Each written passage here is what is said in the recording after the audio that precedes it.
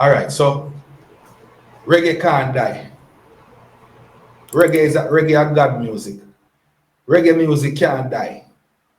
So there's always gonna be a space for reggae music. But it's like a lot of people are the reggae music now.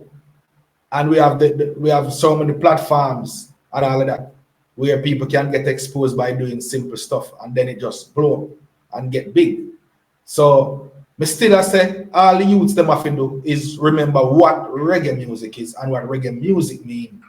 So we can always be great and maintain the greatness by making good music that motivate and elevate. You know what I mean?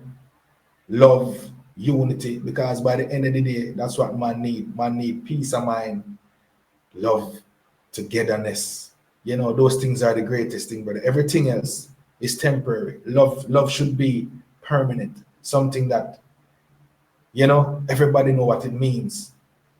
You know, but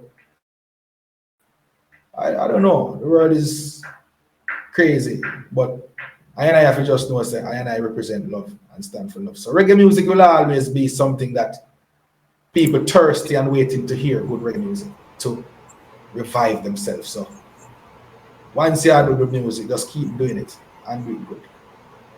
Definitely.